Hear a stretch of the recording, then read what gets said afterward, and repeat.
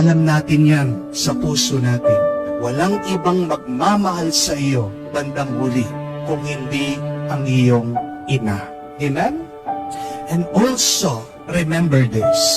Your mother will love you more than your friends.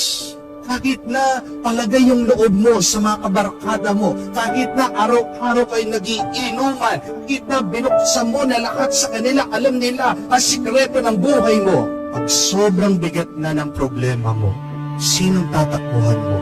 Sinong nandyan makikinig sa'yo? Hindi ka iiwan kung hindi ang nanay mo. Mas mahal ka ng nanay mo kaysa sa mga kaibigan at kabarkada mo. Amen? And lastly, remember this. Our mothers will love us more than they love themselves. Mas mahal ka ng ina mo kaysa sa pagmamahal nila sa kanilang sarili. Kaya nga, isusubo na lang nila, ibibigay pa sa iyo. Amen?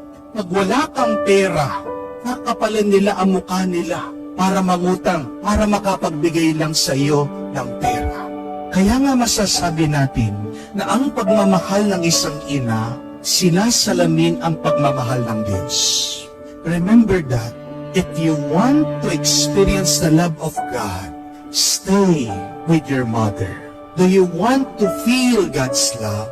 Then be with your mothers. Because a mother's love reflects God's love. Amen? At anong klaseng pagmamahal ang meron ang Diyos at ang isang ina?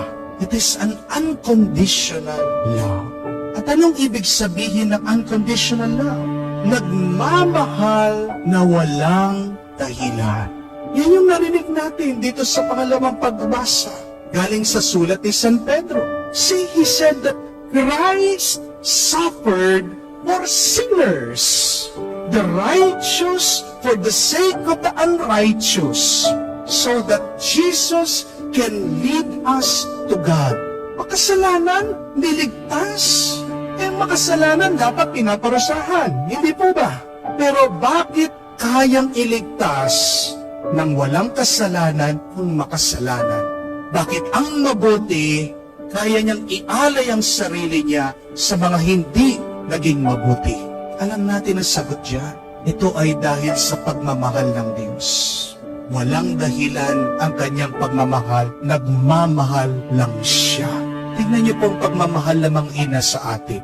Bago ka pa isinilang, bago ka pa nilabas, mahal ka na ng iyong ina. Amen? Hindi ka pa man nakita hindi ka pa man nakilala, hindi ka pa man nakausap, pero habang nandun ka sa sinapupunan niya, in love na siya sa iyo. Mahal na mahal ka na niya. Kaya po minsan po, pag nag-i-interview din ako na may kakasal na, tinatanong ko din ito. Kaya kung magkakaanak kayo, at pagkatapos yung inyong anak sasabihin, bakla ako, tomboy ako, mamahalin mo pa ba yung anak mo? Kung yung iyong magiging anak special, hindi normal, ano magiging reaction mo? Alam niyo po kung ano sagot? Father, kahit ano pa siya, kahit sino pa siya, kahit na ano pang gawin niya, mahal ko siya. Yun yung tunay na pagmamahal. Pero bakit hindi natin maibalik yung pagmamahal na yun sa ating mga magulang? Di po ba? Minsan meron mga bata, sumasakit ang loob nila sa kanilang mga magulang. Why? Because their parents could not feel their expectation.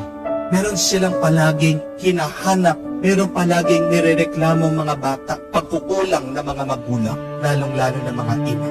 Hindi nagiging totoo ang iyong pagmamahal pag meron kang dahilan na magmahal. Be careful when you say, I love because. Be careful when you say, I love if. Ang sabihin mo, I love even if. Kahit na. Dahil ang utos ni Jesus sa atin, ang magmahal. And this is the most wonderful command galing sa Diyos. Pag sinabing utos, madalas nabibigatan tayo. Di po ba? But the command to love is the most beautiful command. Why? Because to love is the most pleasurable thing to do here on earth. Huwag niyo pong kakalimutan yan. Ang pinakamasarap, pinakamasayang pwede mong gawin habang buhay ka ay yung magmahal ka. Amen? Kaya nga tingnan niyo po, pag ang isang tao, isang babae, in love sa isang lalaki, nag-makeup yan, nagli-lipstick, nag-aayos, kahit na ilang oras, hindi mabigat sa kanya. Pag mahal na mahal mo yung ginagawa mo, nagluluto ka man, naglilinis ka sa bahay, di ba? Hindi ka nagrereklamo. Pero alam na alam mo, kulang sa pagmamahal. Bakit? Pag nagtatrabaho, naririnig mo, bumabagsak ang mga gamit. Pag naghuhugas ng pinggan, naririnig mo, umakalaksing, bumabagsak ang gamit. At magiging masaya, magiging maganda ang buhay natin kung nagmamahal. Kaya magandang tanungin ngayon, ano ba yung mga dahilan mo? Bakit nagmamahal ka? Alisin mo yan. Yan yung nakakabigat sa buhay mo. Yan yung nakakasira ng iyong pagmamahal. Just love and feel the beauty out of it. Feel the joy and the peace out of loving. And let us start loving those who are close to us. Your husband, your kids, most especially your parents. Dahil alam natin ang buhay maiksi. Life is short. Amen? Pero mas maiksi ang buhay ng ating mga magulang. Kakaunti lang yung oras na makakasama mo sila. Bakit uubusin mo pa sa sakit ng loob, sa galit, sa away?